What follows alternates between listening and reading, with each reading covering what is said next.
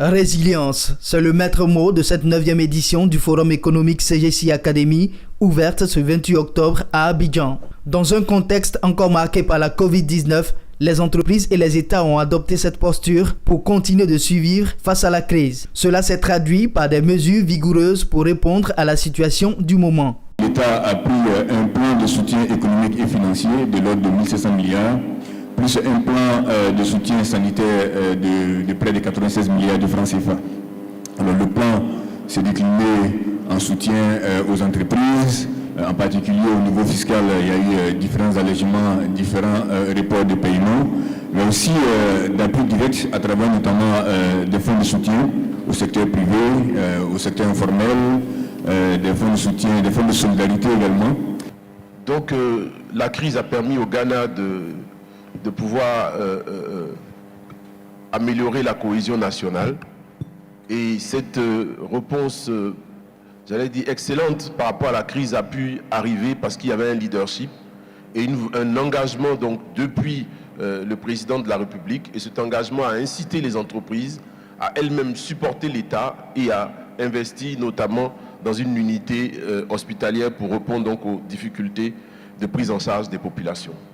Donc je comprends de la réponse que le secteur privé et le secteur public au Ghana ont travaillé ensemble pour répondre à la crise. Mise en place des corridors, donc alors que les pays se sont barricadés, la disposition qui a été promue par la ZLECAf, c'était d'insister, de sensibiliser les pays à mettre en place des corridors afin que les produits puissent circuler entre les États.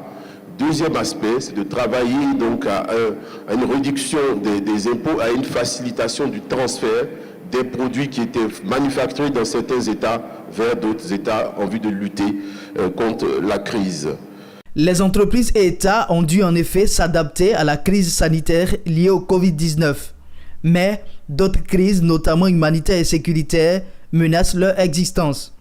Face à cela, États et entreprises doivent faire preuve de résilience, ce qui implique des capacités d'adaptation et d'anticipation pour des réponses plus efficaces aux crises et favoriser la relance économique. D'abord, se traduit par le fait qu'il faut davantage apprécier l'évolution de la conjoncture, se doter des mécanismes pour faire face au cas où les choses ne se passeraient pas comme on souhaite, mais aussi être capable de saisir toutes les opportunités qui se présentent.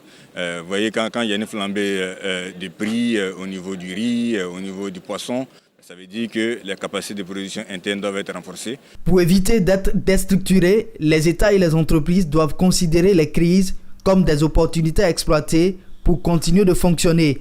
Cela sonne comme une recommandation de ce panel de haut niveau de la CGC Academy pour aider les États africains et leur secteur privé à mieux juguler les crises.